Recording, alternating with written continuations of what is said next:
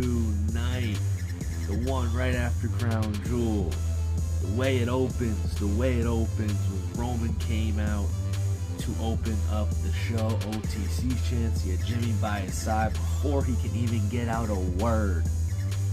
Jey Uso comes out, interrupts. Crowd going yeet. Because, you know, yeet.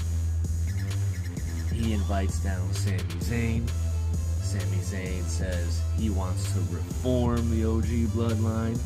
In so many words is what he said.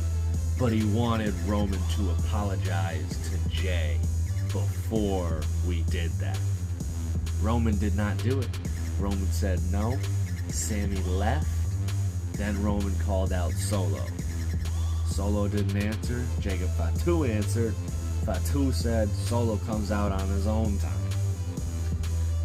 All this ended up happening in the ring. They all went backstage. Roman disrespected Jey. Jey left. Roman disrespected Jimmy. Jimmy left. So Roman was alone for most of the night. He was with the Usos for the beginning of the night. The rest of the night he was alone up until the Bloodline, Solo's Bloodline inauguration ceremony, or whatever they decided to call it. Whatever the hell they decided to call it. But at the end of the night, the new Bloodline came out. And then again, before Solo could even get a word off, Roman came out and said he wanted to challenge Solo one-on-one. Solo said, nah, I don't gotta beat you. What do I gotta prove to you? But I got a challenge for you, Roman. Let's go to war. And Roman said, War Games. I only count 4 of you. Solo went Tama Tonga, Tonga Loa, Jacob Fatu, himself, and then Sami Zayn. And Sami Zayn shows up on the ramp. This distracts Roman, so Solo, Fatu, and the Tongans attack Roman from behind. Sami just watching. Then the Usos come out. Try and even the odds. Everyone gets taken out. Solo continues to work over Roman, has him in position for the spike, then calls Sami down for the haluva kick. Sami haluva kicks Solo right out of the ring. And then we get the the reformation,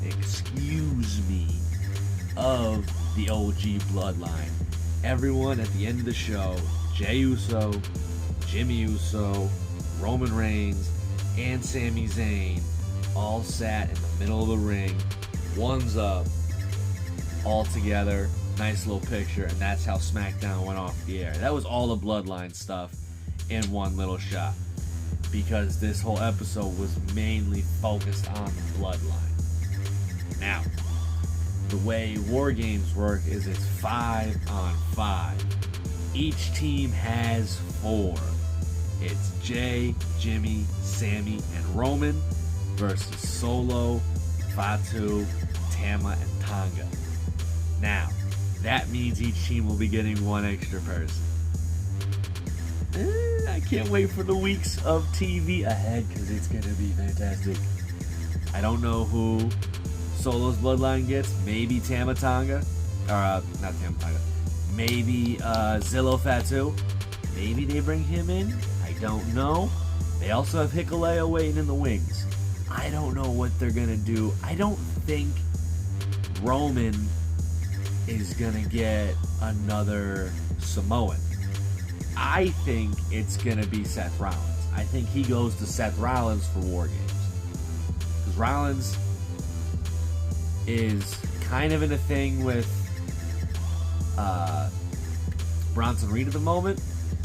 But that kind of ended.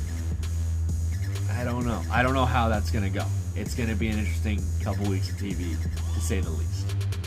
But elsewhere on the show, on Friday Night Smackdown, it was Bayley versus Candice LeRae was our first match of the night. Candice tried to fake an injury. She hurt her knee. But it was all a fake to try and pin Bayley. Bayley saw it coming and pinned her for the surprise roll-up. 1, 2, 3. Got a little revenge for last week. We had Randy Orton come out pissed. He was pissed. Came running out, said a bad word, called out Kevin Owens. Kevin Owens came out. They ended up brawling. Kevin Owens hit Randy Orton with a pile driver, like an old school pile driver, and they sold this pile driver so hard. Randy was down for what felt like 20 minutes. They brought out a stretcher. They put him in a neck brace. They put him in an ambulance. They drove him off to the hospital. And later on in the show, they said Randy Orton was being treated for a cervical condition, which they're really trying to play up his back injury. Because even Randy was like holding his hand like this, like he couldn't move his hand. His hand was like in a crooked way or whatever. So they were really selling this pile driver and how nasty Kevin Owens is, and it's gonna be fun when it comes to Survivor Series or whenever they do the Kevin Owens versus Randy Orton actual match. I think Orton will be off for a little while. I think they're gonna do Owens versus Rhodes. I don't know if it's gonna be at Survivor Series or at Saturday Night Main Event, but that's because Cody Rhodes went with Randy Orton in the ambulance to the hospital. So I'm assuming Cody's coming out next week, challenge Kevin Owens. Kevin Owens is going to say he wants it for the title. That's what's going to make the next Cody Rhodes title match. We had elsewhere, DIY versus Pretty Deadly, and Johnny Gargano did not get involved in this match at all, and it wasn't by lack of trying. Ciampa was just so pissed off that he was being friends with the Motor City Machine Guns. He took it out on Pretty Deadly. Ciampa came out and destroyed both Pretty Deadly. It was awesome to see. It looked like NXT Ciampa, which was cool. And they won. And later on, after Motor City Machine Gun won their match against Austin Theory and Grayson Waller, which I thought was the best match on the show. Motor City Machine Gun versus Austin Theory and Grayson Waller was the best match on the show in my opinion. But later on, there was a backstage segment between Motor City Machine Gun, DIY, and Street Profits. Street Profits came up and said, we got a match for the titles next week on Smackdown. So it'll be Street Profits versus MCMG, Motor City Machine Guns, next week on Smackdown for the titles. Ciampa is pissed. He's going to be on a rampage next week. It's going to be cool to see. Then we had Jade Bianca versus Nia and Tiffany Stratton. I thought Nia looked really good here. I thought she's been looking pretty well recently. In recent weeks, to me, she looks really good. Like, really intimidating. But Tiffany Stratton is going to cash in on her very soon. It's been pretty evident recently. Like, she's looking to cash in on Nia, which is going to be pretty soon. We also, and I think this was the biggest news of the night, besides all the Bloodline stuff, there's an introduction of a new championship in WWE. It is the Women's United States Championship.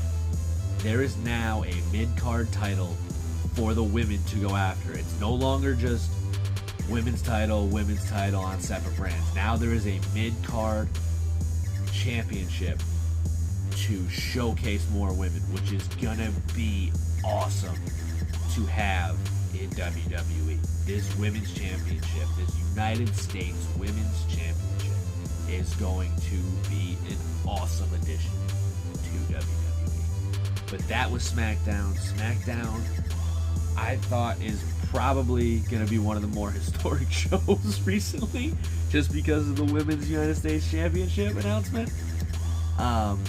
And I thought the Bloodline stuff was really good.